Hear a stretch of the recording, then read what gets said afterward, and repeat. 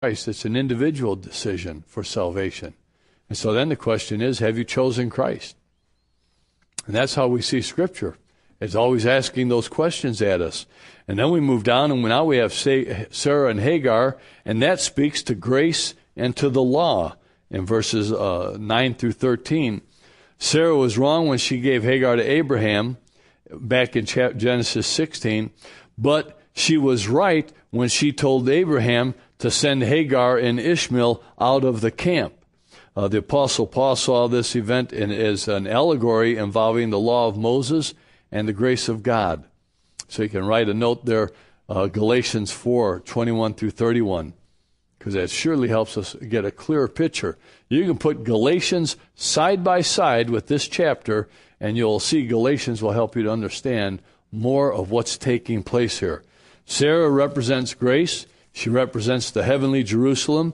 Hagar, she represents the law, and she represents the earthly Jerusalem, which was in bondage. And the lesson is simple, that God's children are to live under the blessings of grace and not under the bondage of the law. And Paul says, you're free. Why do you want to go back to the bondage? So we see this lived out in the New Testament. And then we have the conflicts in Abraham's home. You could see them in four ways. There was four things that he could have done. Isaac could have been sent away, but if Isaac would have been sent away, because Ishmael was first, that would mean rejecting the promises of God and all that God had planned for the future of Abraham and for Israel. Isaac and Ishmael could have been lived together, but that would mean constant conflict between the flesh and the spirit, between the natural and the spiritual life. And then Ishmael's nature could have been changed to make him more agreeable, but that would have surely required a miracle. And that which is born of flesh is what? Flesh. Scripture bears all those things out. So Ishmael is not going to change that nature. God had predicted that was going to be his nature. The only solution that he really had was to send Ishmael away and his mother out of the camp and make Isaac the sole heir. And that's as God had promised from the very beginning of his call of Abraham. Abraham goes through a lot of pain, though. And as always in life, there's always pain, but then there's always God's provision. And we see that again here. Verse 12 tells us Sarah makes the request to send Hagar and Ishmael away. And look what it says. Verse 13, and the son of the maid will not make, I will make a nation of God's promise. Verse 12, but God said to Abraham, do not be distressed because of the lad. Do not be distressed. So Abraham is distressed over her asking to get rid of Ishmael and his mother. And what does that mean, to be distressed? It means he was displeased. He was grieved in his heart. Some of the translation says that Abraham was in great pain. Those that have been divorced understand that great pain. The great pain that of seeing a child struggle that way. It wasn't so much for Hagar that Abraham hurt, but it was for his son. He was grieving over having to remove Ishmael from his household, and he loved him. Never forget that Abraham still loved his son. I wonder if at first he didn't want to give Sarah a piece of his mind. Just tell her how he really felt. And he may well have, but then God stepped in. Isn't that the way it is? God steps into the middle of things. Verse 12, God said, do not be displeased. Don't feel badly because of the boy, because of your slave woman. Whatever Sarah says, do as she tells you, for through Isaac shall your offspring be named. And in that moment, in just a blink of an eye, you can see Abraham's growing trust and walk with God. How do you see it? God commanded and he obeyed. It was painful to obey, and it's kind of like a precursor of what's going to happen next in his life with his son Isaac. But it's a precursor, He's already felt pain of separation from a child that he loved, and God's going to continue to test his faith. And we think God won't test our faith? You're going through trials and tribulations. It's painful, it hurts, but never give up hope. always look to God. And I can attest that sometimes that's the only way you make it through, is by looking at what, then knowing that God's doing something, He's working, He's got a plan and a purpose. No matter what that is at that point, we can hold to the fast truth of that. And then you see God's provision. God doesn't abandon Hagar and Ishmael, for Ishmael is Abraham's son. Verse 13, I will make a great nation of the son of the slave woman. Also, why? Look what it says. Because he's your offspring. Because you love him. I'm going to take care of that which you love. You believe that? You believe that there's somebody in your life that you care for that's not walking the way you would like that person to walk? That's not living up to what God would have for them? Can you believe, because that is a relation of yours, an offspring of yours, a child, a grandchild, an aunt, an uncle, whatever? Can you believe this promise of God, because that person is a part of your life, that God is going to work in their life? You see the hope this holds out? Man, don't miss it. Because there's pain all over. And I can see it. Of course, I'm up front. I see emotions that a lot of you are going through. I know the pain in my own life. And I can hold on to the fact that God is working in my life, and that what is important to me is important to God. And then what does he say in 1 Peter? Cast all your cares and anxiety on him. Why does Jesus say, come all ye that are weary and heavy laden, and take my yoke upon you? My yoke is easy and my burden is light. Why does he say that if he didn't mean it? He meant it. So you have burdens today? You don't think this is a burden for Abraham? Man, he loved this child. This child has been his for 17 years. He loved him. And he's going to hold on to the promise. And God's going to fill his life. He's going to fill his life with great things. The Lord was reaffirming what he had promised Abraham before, that Ishmael would become a great nation. He's reaffirming it. And so today, if you've lost sight of that promise of God, that he cares about you and cares about what's important to you, man, I want you to know that God's wanting to reaffirm that for you today, right here in the story that's before us. But that's the Old Testament. Yeah, that's God. And God is the what? Same yesterday? When? Today? Tomorrow? And then, of course, always. Isn't that crazy? You see, that's there for you and I to hold on to. Because we go through times of discouragement. We go through testings. Now, I don't want to leave here without, make this clear. Ishmael is a teenager. He is approximately 17 years of age at this time.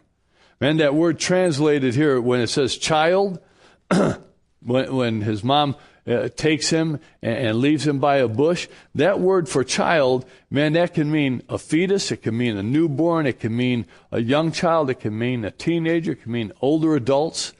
In this case, it refers to a boy that is at least 15 to 17 years of age. Why is that important?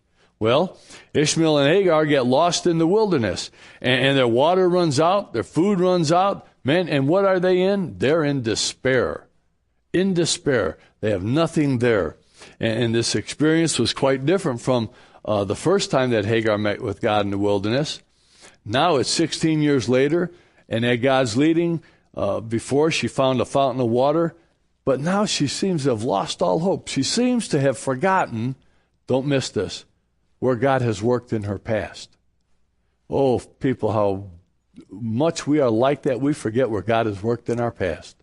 We forget where God has been moving in our lives, and suddenly we come up against a difficult thing or a painful thing, and we want to throw up our hands and say, man, God doesn't love me. God's not doing anything, and we want to rush in and fix things.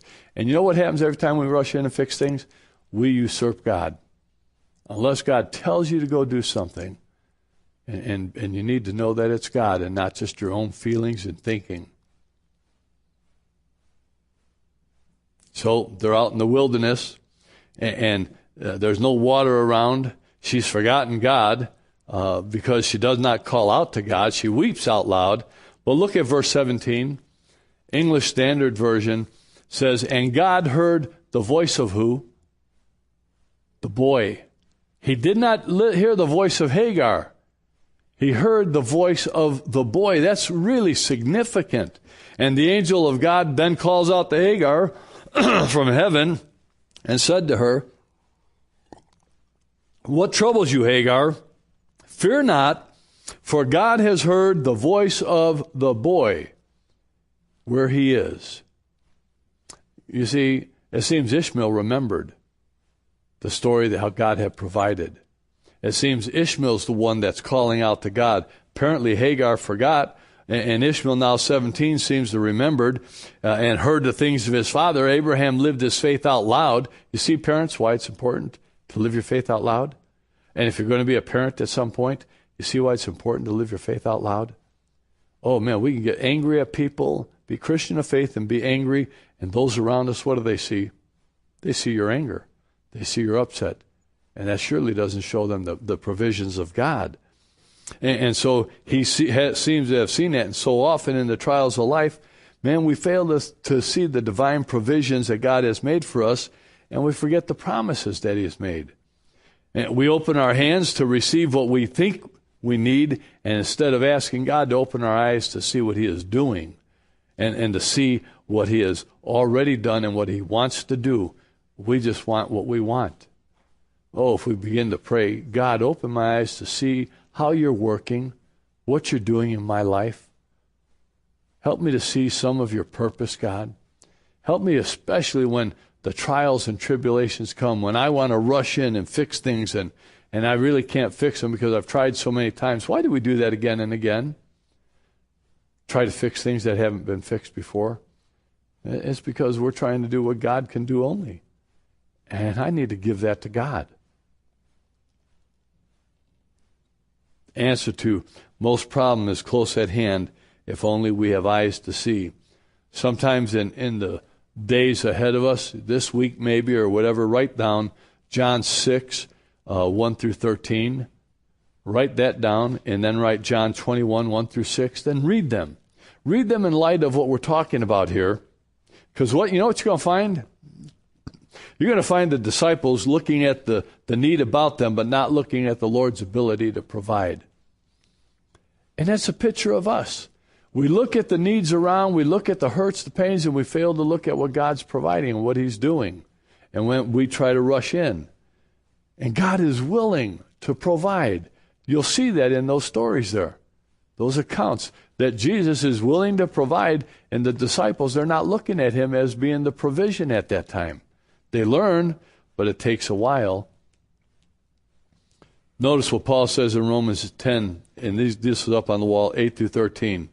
But what does it say? I like when he starts that way, because he's telling you, what does Scripture say? Check it out, read it again. The word is near you, in your mouth and in your heart. That is the word of faith that we proclaim. Because if you confess with your mouth that Jesus is Lord and believe in your heart that God raised him from the dead, you will be saved. For with the heart one believes and is justified, and with the mouth one confesses and is saved. For the Scripture says, everyone who believes in him will not be put to shame. Everyone that believes in him, you will not be put to shame. Why? Man, because he loves you. He gave you the very best in sending Christ. Will he withhold from you what you need?